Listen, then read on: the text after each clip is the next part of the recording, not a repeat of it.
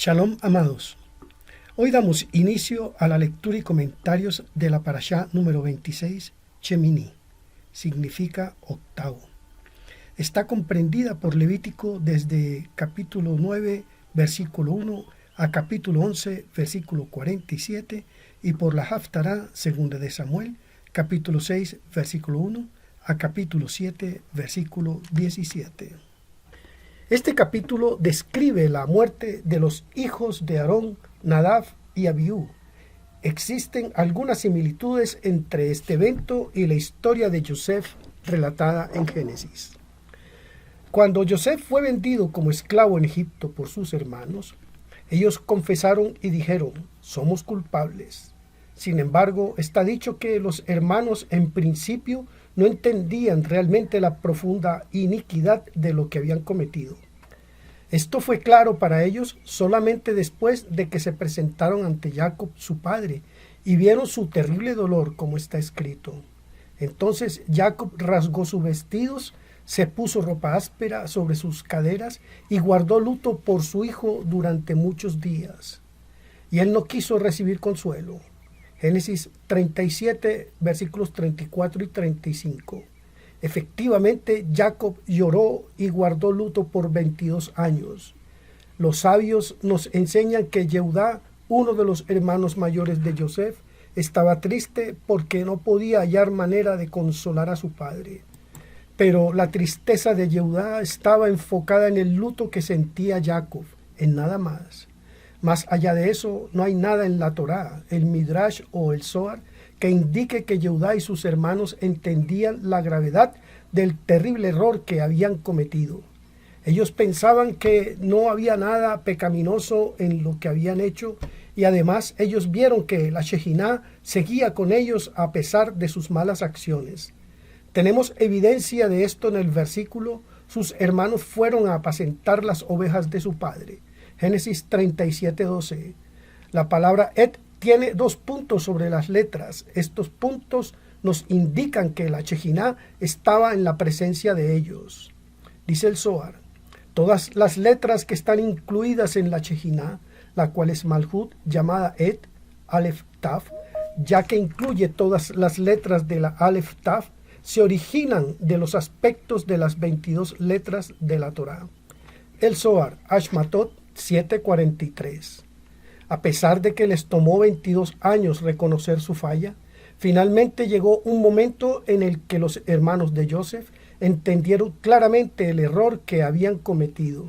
Pero incluso cuando comenzaron a sentir el dolor físico del hambre durante la época de la gran hambruna, ellos todavía no se daban cuenta de que algún pecado o transgresión de su parte podría haber causado tal devastación. Este es el poder de nuestro ego, el cual nubla nuestra percepción acerca de la verdadera causa del dolor de nuestra vida. Cualquier forma de sufrimiento, ya sea físico o emocional, es un mecanismo para despertarnos ante la necesidad de examinar nuestra vida. Si observamos atentamente con honestidad y motivación sincera, podremos ver en qué nos hemos equivocado. Cuando Aarón supo acerca de la muerte de sus hijos, se quedó en silencio. Él sabía que sus muertes habían ocurrido debido a la participación de Aarón en la creación del becerro de oro. Fue Aarón quien había reunido el oro del pueblo y lo había transformado en un becerro, y con esta acción él transfirió su luz espiritual, su energía, a esta abominable criatura para que pudiera cobrar vida. El Zohar dice: Aarón tenía que ser purificado más, porque si no hubiese sido por él, el becerro podía no haber sido hecho. ¿Por qué? Porque Aarón es la derecha y la fuerza del sol. El oro es del sol porque el sol, que es Tiferet, está constituido de derecha e izquierda. En consecuencia, el oro viene de la izquierda, pero la fuerza y el dominio del sol es de la derecha.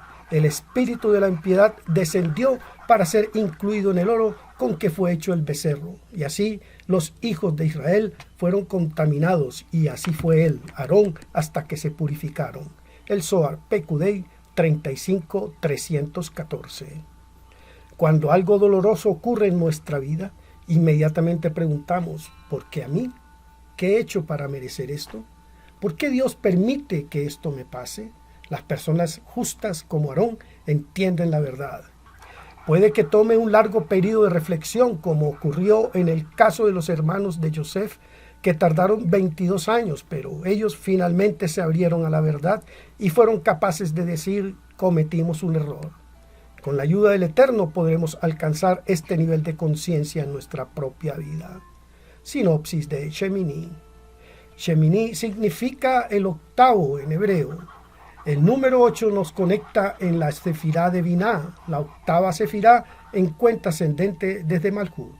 El número 8 también es el valor numérico de la palabra hebrea para circuncisión Brit, la cual tiene una conexión espiritual directa con Binah. Una conexión con Binah nos ayuda a internalizar la información que absorbemos constantemente durante el día y a convertirla en un conocimiento que es entendido con nuestro corazón, no solo con nuestra cabeza. Esta es la clase de entendimiento que necesitamos alcanzar para poder conectar con la luz y ayudar a los demás a hacer lo mismo también. Binah en este capítulo nos da la oportunidad de conectar con la luz de forma directa sin necesidad de intermediarios. El idioma arameo como tal nos permite hacer esta conexión directa también. Es por ello que el Zohar está escrito en arameo. La Kabbalah enseña que incluso los ángeles no entienden arameo, así que los circunvalamos y vamos directamente al mundo superior de Binah. Al igual que leer o recorrer visualmente el Zohar, la lectura de este capítulo de la Torá nos enseña a alcanzar a Binah directamente. Primera Aliyá.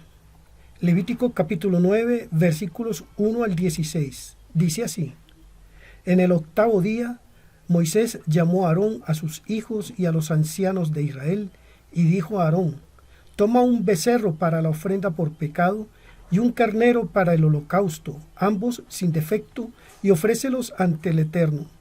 Luego hablarás a los hijos de Israel para decir: Tomen un macho cabrío para la ofrenda por pecado, y un becerro y un cordero, ambos de 1 año y sin defecto, para el holocausto, y un toro y un carnero para las ofrendas de paz, para sacrificar ante el Eterno, y una ofrenda de cereal mezclado con aceite, porque hoy se aparecerá el Eterno ante ustedes.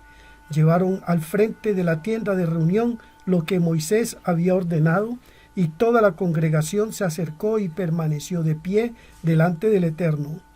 Y Moisés dijo: Esto es lo que el Eterno ha mandado que hagan, para que la gloria del Eterno se aparezca ante ustedes. Entonces Moisés dijo a Aarón: Acércate al altar y sacrifica tu ofrenda por pecado y tu holocausto, para que hagas expiación por ti mismo y por el pueblo. Sacrifica la ofrenda que es por el pueblo y haz expiación por ellos, tal como el Eterno ha ordenado. Se acercó Aarón al altar y degolló el becerro de la ofrenda por pecado, que era por sí mismo. Sus hijos le presentaron la sangre, y él mojó su dedo en la sangre y puso parte de ella sobre los cuernos del altar. El resto lo derramó al pie del altar. Quemó sobre el altar la grasa, los riñones y el lóbulo del hígado de la ofrenda por pecado, tal como el Eterno había ordenado a Moisés.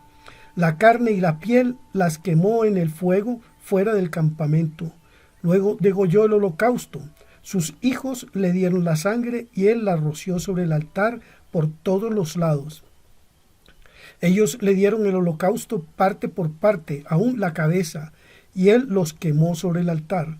Lavó también las entrañas y las patas, y las quemó con el holocausto sobre el altar. Luego Aarón presentó la ofrenda que era por el pueblo, y tomó el macho cabrío para la ofrenda por pecado, que era por el pueblo. Lo degolló y lo ofreció como ofrenda por pecado, como hizo con el primero. Presentó también el holocausto y lo ofreció conforme a la ordenanza. Comentarios.